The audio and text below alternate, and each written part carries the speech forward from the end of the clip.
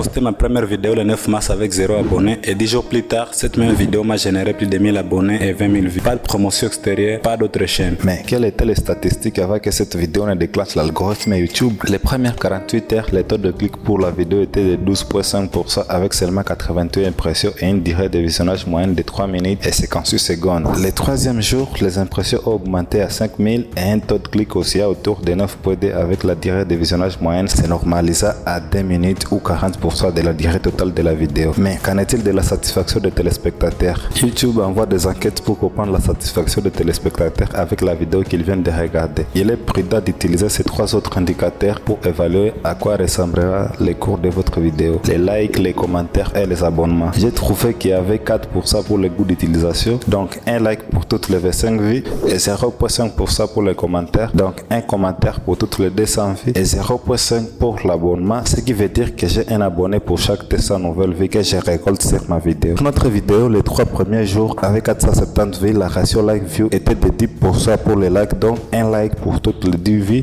5% pour les commentaires, donc un commentaire pour toutes les 20 vues, et 7,2% pour les abonnements, donc un abonné pour toutes les 13,8 vues. Ces chiffres sont bien au-delà de la plage moyenne typique mentionnée et dans certains cas 10 fois plus. Mais la question est de savoir comment tout cela est fait. Dans cette vidéo, je vais partager tous les processus de production dans l'espoir de faire la lumière sur la façon dont vous pouvez reproduire cela pour votre chaîne YouTube. Lorsque nous pensons à créer une vidéo, nous devons nous assurer que nous créons une vidéo en rapport avec l'objectif du spectateur et faire en sorte qu'il comprenne mieux notre vidéo. Et avec cela, les titres et les miniatures viennent toujours en premier. Les miniatures et les titres sont des opportunités différentes pour accrocher votre spectateur. Et pour moi, je m'assurer qu'ils ne se répètent pas mais qu'ils se complètent. Nous partageons des parties de l'histoire pour laisser les spectateurs l'envie d'en savoir plus avec le plus haut niveau d'entrée et en parlant des trucs, ce qui est considéré comme très intriguant. Comment puis savoir que cela va laisser les spectateurs le vouloir d'en savoir plus? Eh bien, la réponse est simple. Nous allons regarder les choses qui fonctionnent déjà et les niveler dans nos propres vidéos. La chose la plus importante d'une miniature YouTube est toujours de dire plus avec moins de formation. Vous allez vous assurer donc que votre miniature est propre, moins il y a de texte, plus la miniature est puissante. J'aime maintenir à un nombre maximum de 3 mots s'il y a du texte. La dernière étape de mon processus est les demandes de critiques à 10 amis et membres de la famille. Je vais donc télécharger quelques miniatures YouTube sur le même sujet de ma vidéo et voir quelle miniature la majorité vous préférez. Et oui, on ne leur dit pas laquelle est la nôtre. Une chose à garder à l'esprit, quoi que nous fassions pour améliorer les miniatures et les titres, nous devons nous assurer que nous tenons notre promesse.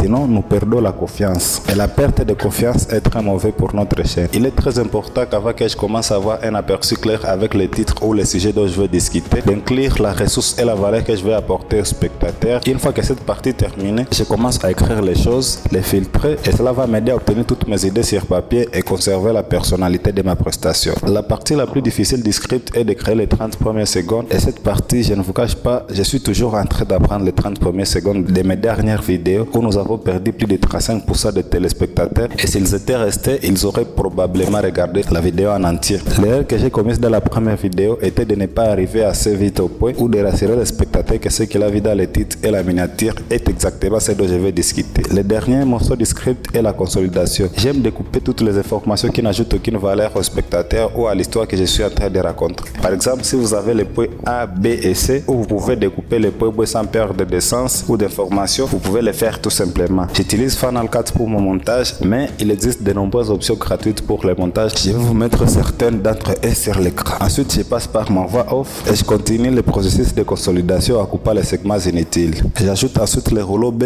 et j'ajoute toutes les séquences sur la chronologie avec chaque image que j'ajoute à la chronologie. J'ai réfléchi à la façon dont cela serait lié à la musique défaut. Dans le passé, j'avais l'habitude de passer beaucoup de temps à trouver le métrage parfait. Mais le métrage parfait est celui qui se synchronisera parfaitement avec la musique défaut et l'effet sonore pour créer la sensation et l'expérience de votre spectateur au-delà de simples clips visuels. Pour les vidéos que j'utilise dans mes vidéos, je les télécharge tout simplement sur Envato Element et pour la musique défaut, j'utilise la bibliothèque audio de YouTube car ils ont non seulement des genres bien séparés, mais ils ont également la musique défaut classée sous différentes ambiances et c'est essentiel pour améliorer la sensation de votre vidéo pour correspondre à l'expérience que vous voulez transmettre à votre spectateur. Dans une vidéo bien conçue, vous ne voulez pas que votre spectateur reparte simplement avec plus d'informations, mais vous voulez qu'il reparte aussi avec quelque chose et cela rendra votre contenu plus mémorable. Une fois que vous avez créé la version finale de votre vidéo et que vous êtes prêt à publier, attendez, car la dernière étape est de montrer votre vidéo à 10 ou 5 personnes et aussi effrayant que cela puisse paraître, regardez-les en train de regarder votre vidéo